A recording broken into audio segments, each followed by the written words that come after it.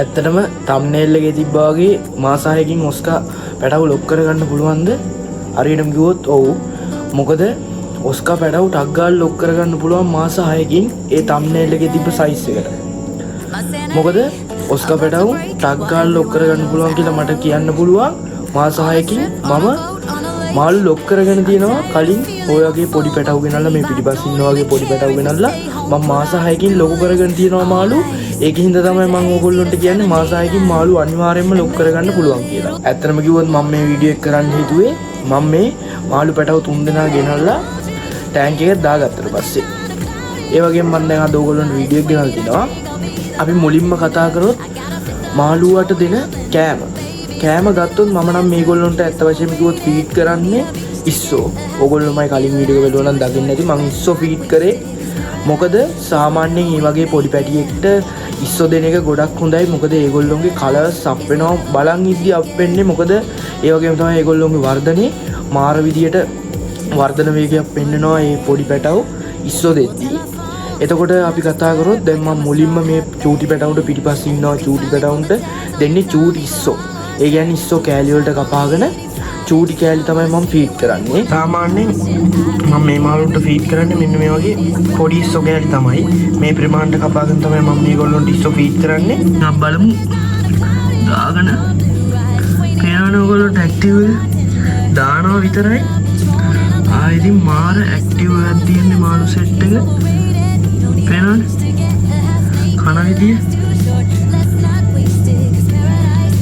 පේනවා ඇති? දැක්කේ නෑ අර පිටිපස්සෙම යනවා අන්න ඒකත් කෑවා. මාරම මේ ඇක්ටිව් එකක් තියෙන්නේ මාළු සෙට් එක. ඕගොල්ලොන්ට මම අර කලින් කිව්වා වගේ ඒ කියන්නේ මේ හොඳ ඇක්ටිව් මාළු ටිකක්ම ඕගොල්ලෝ ගත්ති බලලා ගන්න ඕනේ. මොකද මේ නැත්තම් ඕගොල්ලොන්ටම තමයි මාළු ටික එපා වෙන්නේ.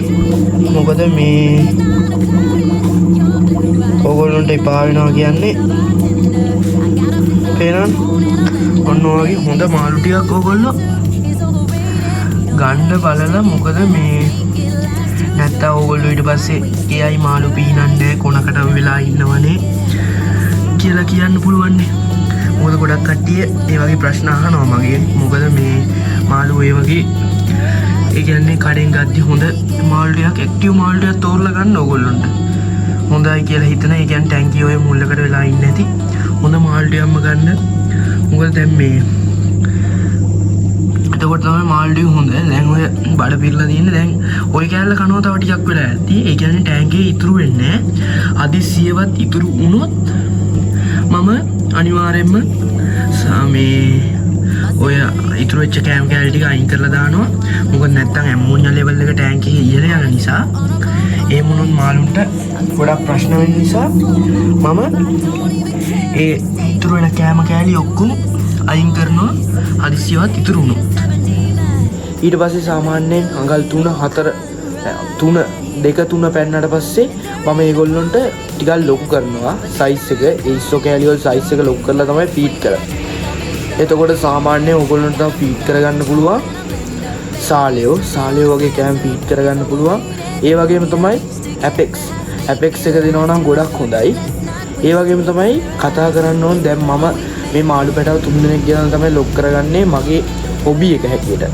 එතකොට සාමාන්‍යයෙන් කරන කට්ටිය ඉන්නවා සාමාන්‍ය ව්‍යාපාර වශයෙන් කරන කට්ටිය ඉන්නවා. ඒගොල්ලොන්ට සාමාන්‍ය ඇපෙක්ස් පවුඩ් එක ෆීඩ් කරන්න පුළුවන් චූටි කාලේ සෙන්ටිමීටර් 2-3 වගේ සයිස් එක කාලේ ඇපෙක්ස් පවුඩ් එක ෆීඩ් කරන්න පුළුවන්. එතකොට ටිකක් සාමාන්‍ය අර මං කිව්වා වගේ ටික ලොකු වෙන්න ගත්තට පස්සේ ඕගොල්ලොන්ට ඇපෙක්ස් එකේ මිලිමීටර ගාන තියෙනවා සයිස් එක. ඒක ඕගොල්ලොන්ට ෆීඩ් කරගන්න පුළුවන්. ඒ සයිස් එක අරගෙන මාළු වගේ සයිස් එකත් එක්ක අනුව ඕගොල්ලොන්ට ෆීඩ් කරගන්න පුළුවන්. ඒ වගේම තමයි දෙවැනි කාරණේ ඒගොල්ලොන්ට හොඳ කෑම වේලක් දෙනවා වගේම තමයි ටැංක් මේන්ටේන් කරන්නත් ඕනේ. ඒ කියන්නේ හොඳ ෆිල්ටරේෂන් සිස්ටම් එකක් යනවා නම් හොඳයි. ඒත් ඕගොල්ලොන්ට ෆිල්ටරේෂන් සිස්ටම් එකක් නැතුව උනත් මාළු ටික සුපිරිම බලා ගන්න පුළුවන්. අනිවාර්යෙන් සතියකට දෙපාරක් තුන් පාරක්වත් ටැංක් එකේ වෝටර් චේන්ජ් එකක් යන්න ඕනේ. 125ක විතර වෝටර් චේන්ජ් එකක් ගියා නම් ඇති. ඒක දිගටම කරන්න ඕනේ. ඒක අනිවාර්යයි. මොකද මාළු පිට කරන අපද්‍රව්‍ය තියෙනවා. ඒ වගේම තමයි මාළුන්ට ෆීඩ් කරද්දී මට කලින් කියන්න අමතකුණා ෆීඩ් කරද්දී ඕවර් ෆීඩ් කරගන්නම හොඳ නෑ. මොකද පොඩි කාලේ ඒක ගොඩක් බලපානවා ලොකු වෙද්දී. ඒකින්ද අපි ඕවර් ෆීඩ් කරගන්න නැතුව හරි ගානක් තමයි මාළුන්ට ෆීඩ් කරගන්න ඕනේ.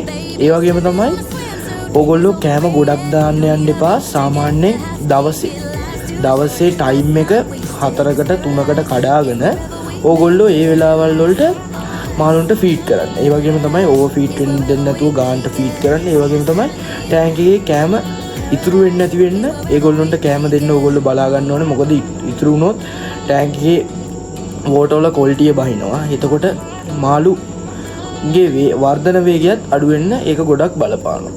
එතකොට මං කිව්වා වගේ දෙවෙනි කාරණේ තමයි pH එක.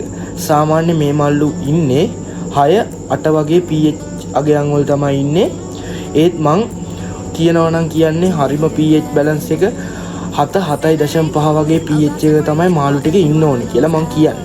මොකද ඒ pH එකේ හිටියොත් මාළු හොඳටම ලොකු වෙනවා. ඒ වගේම තමයි ටෙම්පරේචර් එක තියෙන්න ඕනේ 26-28 වගේ අතර ටෙම්පරේචර් තිබ්බොත් ගොඩක් හොඳයි. මොකද මාළු ටිකට ඒක ගොඩක්ම හොඳයි. ඇත්තටම කිව්වොත් ඊට පස්සේ ඕගොල්ලෝ කියයි මාළු කොච්චර මේවා කරත් ලොකු වෙන්නේ නැහැ. ඇයි එහෙම කරන්නේ කියලා. ඒකට මම අර කලින් කිව්වා වගේම බලපාන්නේ pH එක, ටෙම්පරේචර් එක අනිවාර්යයෙන්ම කෑම දෙද්දි හොඳ කෑම එකක්ම දෙන්න ඕනේ. මොකද නිකන් ඔය හදාගන්න මේ කියන්නේ ඔය නිකන් කඩවල ඔය තියෙන්නේ. ඒ කියන්නේ කිසිම බ්‍රෑන්ඩ් එකක් නැති, නේම් එකක් නැති කෑම වර්ග නම් දෙන්න එපා. මොකද එහෙම දීලා වැඩක් නැහැ. මාළුවත් පව්, ඕගොල්ලෝගේ සල්ලිත් අපරාධේ. ඒක හින්දා ඕගොල්ලෝ දෙද්දි හොඳ කෑම එකක්ම දෙන්න බලලා Apex එක ගොඩක් හොඳයි. එතකොට ඉස්සෝ දෙනවා නම් ගොඩක් හොඳයි. ඒ වගේ කෑම එකක්ම දෙන්න. ආයි dry worms දෙන එක ගොඩක් හොඳයි. මොකද 160 ප්‍රෝටීන් තියෙනවා. ඒකට මාළුන්ගේ කලර්ස් එතකොට බය වෙන්න දෙයක් නැහැ. ටක් ගාලා ලොකු වෙනවා. ඒ වගේම තමයි අපි ඊළඟට කට්ටියගේයි ටැග්. සාමාන්‍යයෙන් මම මෙයාලව තව මාසයක් විතර මේ ටැංක් එකේ තියෙනවා. මාසයකටත් අඩු කාලයක්. ඊට පස්සේ මම වෙන ටැංක් එකකට චේන්ජ් කරගන්න තමයි හිතන් ඉන්නේ. මොකද මේ ටැංක් එකේ ඉන්න බෑ. දැන් නම් හොඳටම ඉඩ ඇති මේ කට්ටිය තව ටිකක් ලොකු වෙන්න. ඊට පස්සේ වෙන අලුත් ටැංක් එකකට මාරු කරගන්න ඕනේ මේ කට්ටියගේ වර්ධනයට ඒක බලපාන හින්දා. ඒත් සාමාන්‍ය ව්‍යාපාරයක් වගේ කරගෙන යන කට්ටියන් නම් කියන්නේ මාළු සාමාන්‍යයෙන් දැන් අපි ෆීඩ් කරද්දී ටික දෙනෙක් ගොඩක් කනවා. ටික දෙනෙක් ටිකක් කනවා. එතකොට අර වැඩියෙන් කාපු කට්ටිය ටක් ගාලා ලොකු වෙනවා. අඩුවෙන් කාපු කට්ටිය හිමීට ලොකු වෙනවා. ඊට පස්සේ යාළගේ සයිස් එක වෙනස් හින්දා ඕගොල්ලෝ ටික කාලයක් ගිහිල්ලා සයිස් එකෙන් මාළුව කඩලා වෙන් කරගන්න ඕනේ මාළු ටික. මොකද දැන් එතකොට දැන් අඟල භාගේ වගේ සයිස් ඉන්නවනම් අඟල් භාගේ මාළු ටික වෙන ටැංක් එකකට දාලා අඟල මාළු ටික ඒ ටැංක් එකේම තියන්න ඕනේ. ඒ විදිහට තමයි මාළු ටික ඕගොල්ලෝ බලා ගන්න ඕනේ. ඇත්තටම කිව්වොත් මම මේ මාළු 3 දෙනා ගෙනල්ලා දැන් සතියක් වගේ වෙන්නේ. සතියක් වගේ වෙනවා. ඒ සතියට ඕගොල්ලොන්ට බලා ගන්න පුළුවන් මේ මාළුන්ගේ වර්ධනය. මොකද මාර විදියට මේ කට්ටිය ලොකු වුණා. මොකද මං ඉස්සෝ ෆීඩ් කරන හින්දා දැන් ওই කැම දෙයි කියලා තමයි ඇවිල්ලා ඉන්නේ. මාර විදියට ලොකු වුණා. මේමනේ මේ ගේද්දි හිටියේ කෙට්ටුවට හිටියේ. දැන් මහත් වෙලා මාර විදියටම ඉන්නවා මාළු ටික ක්වොලිටි එකට. මොකද ඒ වගේම තමයි මේ කට්ටිය ඇක්ටිව් එක. ඕගොල්ලෝ මාළු ඒ කියන්නේ ව්‍යාපාරයක් වශයෙන් හෝ හොබි එකක් වශයෙන් හෝ මාළු ගෙනල්ලා ලොකු කරගන්න හිතන් ඉන්නවා නම් ඕගොල්ලෝ හොඳ කියන්නේ ටැංක් එකේ ඉන්න හොඳ ඇක්ටිව් මාළු ටිකක් ගන්න. මොකද ඒ කට්ටියට ටක් ගාලා අපිට හුරු වෙනවා, කෑම කන්න හුරු වෙනවා. සාමාන්‍යයෙන් ওই ටැංක් එකේ කොනකට වෙලා ඉන්න ඇක්ටිව් නැති මාළු ගත්තාම ඒ කට්ටිය කෑම කන්නේ නැහැ. සාමාන්‍යයෙන් සත් දෙකක් තුනක් විතර ඒ කට්ටිය කෑම කන්නේ නැතුව ඉන්නවා. එතකොට අපිට බයයි. එතකොට සාමාන්‍යයෙන් ඒක වර්ධනයටත් බලපානවා. මොකද සති දෙකක් තුනක් කෑම කන්නේ නැතුව ඉන්නවා කියන්නේ අනිවාර්යයෙන්ම ඒක වර්ධනයට බලපානවා. දැන් පේනව නෙවෙයි මාළු ටික කොහොමද ඇක්ටිව් කියලා. මාළු ටික මාරම හොඳට ඉන්නවා. පේනවනේ ඔයගොල්ලන්ට. ඒ කියන්නේ දැන් මාළු මේ පොඩි සයිස් එකේ මාළු ගෙනාපුවාම තියෙන්නේ සාමාන්‍ය අඟල් 4-5 සයිස් එක වෙනකම් මාර ඉක්මනට වේගෙන් ලොකු වෙනවා. එතනින් දැන් තමයි ස්ලෝ එකේ මාළු ටික ලොකු වෙන්නේ. හිමීට කාලයත් එක්ක ඒක ලොකු වෙනවා. එතකොට පැච් එක සාමාන්‍යයෙන් එන්න ගන්නේ අඟල් 1.5 විතර ගියාට පස්සේ තමයි මාළුන්ගේ පැච් එක එන්න ගන්නේ. මොකද මම කලින් මාළු හදලා තියෙනවා. මේ ඔස්කා මාළු ඇති කරලා තියෙනවා. මේ වගේ පොඩි පැටවු ගෙනල් ලොක් කරගෙන තියෙන හින්දා තමයි මාළු කොහොමද ලොකු වෙන්නේ. එතකොට එක්ස්පීරියන්ස් එකත් එක්ක තමයි මම ඔයගොල්ලන්ට මේ වීඩියෝ එක ගෙන ආවේ. මොකද මාළු ලොකු වෙනවා කියලා මට ෂුවර් එකකින්ම කියන්න පුළුවන් මාස 6ක් ඇතුළත. මොකද මම මේ කියන විදිහට මාළු ටික බලාගත්තොත් අනිවාර්යෙන් මාස 6ක් ඇතුළත මාළු ලොකු වෙනවා ඒ සයිස් එකට. තම්බ්නේල් එකේ තිබ්බ සයිස් එකටම ලොකු වෙනවා. මොකද ඒක ෂුවර්. මගේ එක්ස්පීරියන්ස් එකත් එක්ක මම කියන්නේ ඒකයි. ඇත්තටම කිව්වොත් ඕගොල්ලන්ට සාමාන්‍යයෙන් ඇපෙක්ස් එතකොට ඉස්සෝ වගේ ෆීඩ් කරනවා නම් සාමාන්‍යයෙන් පොඩ්ඩක් මිල යනවා වැඩි. මොකද ඒ වගේ කෑම ඒ වගේ හොඳ කෑම එකක් ගණන් වැඩි. ඒකින්ද මම ඔයගොල්ලන්ට ඊළඟ වීඩියෝ එකෙන් ඔයගොල්ලෝ කැමති නම් මම ඔයගොල්ලන්ට ඊළඟ වීඩියෝ එකෙන් ගේනවා මාළු කෑම කොහොමද ගෙදරදීම හදාගන්නේ කියලා. ඒ වීඩියෝ එක අනිවාර්යෙන් බලන්න. ඒ කෑම එක හොඳ ප්‍රෝටීන් කෑම එකක්. ඔයගොල්ලෝ එතකොට ඒක ෆීඩ් කරන්න පුළුවන් ඔස්කා පැටවුන්ට ටික කාලයක් යනකම්. ඊට පස්සේ ඔයගොල්ලන්ට කෑම එක චේන්ජ් කරගන්න පුළුවන් කාලෙත් එක්ක. එහෙම තමයි ඉතින් සාමාන්‍ය මාළු ටික ලොක් කරගන්නේ. එතකොට සාමාන්‍ය වැහි කාලට කියන්නේ උෂ්ණත්වය කියන්නේ ටෙම්පරේචර් එක අඩු වෙන කාලේ එනවා. ඒ කියන්නේ අඩු ටෙම්පරේචර් එක අඩු වෙන්න ගත්තට පස්සේ මාළුන්ට ලෙඩ හැදෙනවා. ඒ කියන්නේ සාමාන්‍යයෙන් වයිට් ස්පොට් වගේ හැදෙනවා. වයිට් ස්පොට් හැදුනට පස්සේ අනිවාර්යෙන් ඕගොල්ලෝ ට්‍රීට්මන්ට් කරගන්න ඕනේ. ට්‍රීට්මන්ට් කරගෙන ඕගොල්ලෝ මාළු ටික ආයෙ හිටිය තත්ත්වෙටම ගන්න ඕනේ.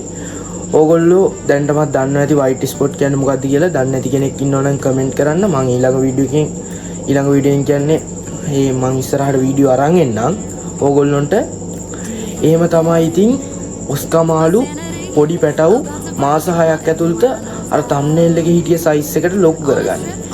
ඕගොල්ලෝ අනිවාර්යයෙන්ම මේ මං කිව්ව විදිහටම කරලා බලන්න මාළු ලොකු වෙන්නේ නැද්ද කියලා. ඒ වගේම තමයි ටැංක් සයිස් ඕගොල්ලෝ දෙන්න ඕනේ. හරියටම මාළු ලොකු වෙන්න ඕගොල්ලෝ ඒ කියන්නේ ව්‍යාපාරයක් වශයෙන් කරනවා නම් ලොකු ටැංක් තියෙනවනේ. ඒ කියන්නේ අඩි 5-6 ටැංක් තියෙනවා. ඒවට දාන්න පුළුවන්. සාමාන්‍ය හොබි එකක් හැටියට කරනවා නම් ඕගොල්ලොන්ට මාළු ටික ලොකු වෙන්න ටැංක් සයිස් එක වැඩි කරගන්න පුළුවන්. ඒ විදිහට මං කිව්ව විදිහටම කරත් ඕගොල්ලන්ට හරියටම මාස 6ක් ඇතුළත මාළු ටික අර තම්බ්නේල් එකේ හිටිය සයිස් එකට අනිවාර්යයෙන්ම ගන්න පුළුවන්. එහෙනම් මගේ එක්ස්පීරියන්ස් එකත් එක්ක තමයි මම මේ වීඩියෝ එක ගෙනාවේ. මම අද මේ වීඩියෝ මෙතනින් නවත්තනවා. මයි channel එක තාමත් subscribe කරලා නැති කෙනෙක් නම් subscribe කරලා එකතු වෙන්න කියනවා. එහෙනම් අලුත් වීඩියෝෙන් හම්බෙමු.